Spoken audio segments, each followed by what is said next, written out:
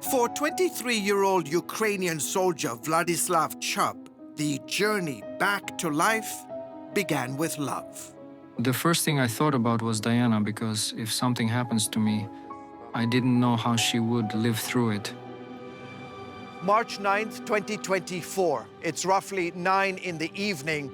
Vlad and a fellow soldier are serving in Bakhmut, eastern Ukraine, when suddenly the Russians launch a 82mm mortar at their position. It exploded in front of me. I fell back.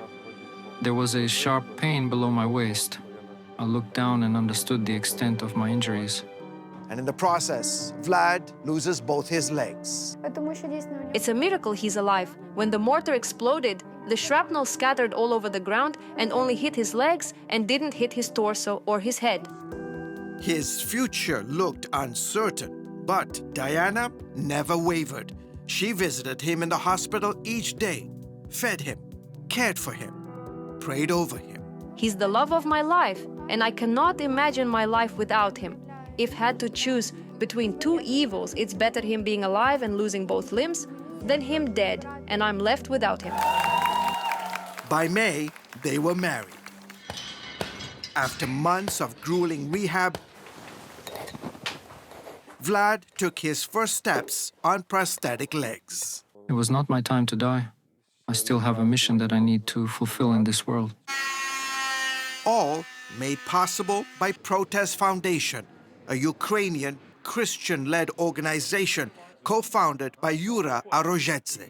Dr. Yakov, my co-founder, and I are believers who share Christian values. When the war began, we sought ways to help, and we felt God place it on our hearts to serve by providing prostheses. Since 2022, the foundation has helped more than 1,000 Ukrainian service members regain mobility. Inside the Protest Foundation's facility, medical director Ilya Ivanets guides us through the complex stages of crafting a prosthesis, from molding to fitting to the training every patient must undergo. The main objective of our center is to help patients transition from lying in bed or using a wheelchair to using a prosthesis as quickly as possible so they can regain independence and feel a renewed sense of dignity. Each story, while devastating, also inspiring, such as 27-year-old Ukrainian soldier Rudyakov Stanislav. I started to set up the electric detonator and engage the munitions. On November 5th, 2024, in Ukraine's Sumy region, near the Russian border, while preparing to launch a drone, he came under fire. The blast wave triggered the FPV drone and it exploded. The explosion took both of his eyes and his hand. It was psychologically difficult, and then I realized that I needed to move on and keep going because life doesn't end. At Protest, Stanislav is learning to rebuild his world, literally by touch. A mechanical arm is being fitted for him, and specialists are training him to navigate life without sight.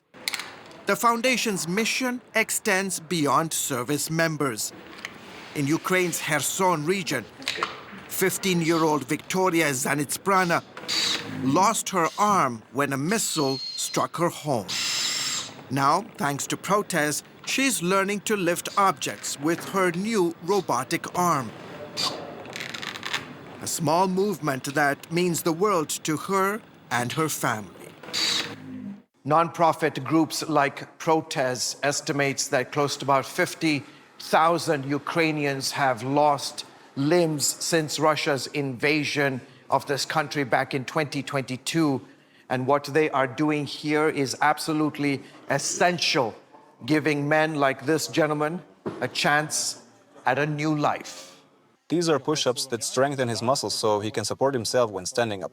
It's easier for him because he used to play sports and train regularly, so physical exercises come more naturally to him.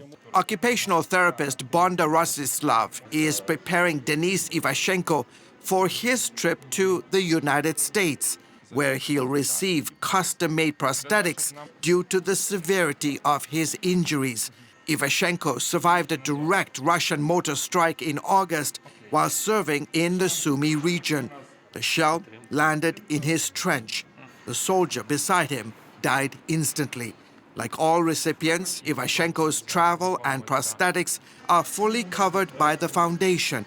Once he returns, he says God is calling him to serve others who've been wounded in battle.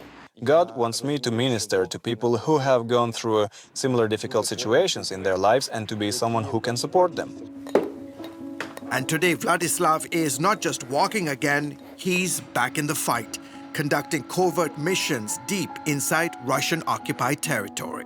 The war hasn't ended yet, so we need to keep fighting. And that's the highest motivation to continue living and to do everything possible to bring peace back to Ukraine.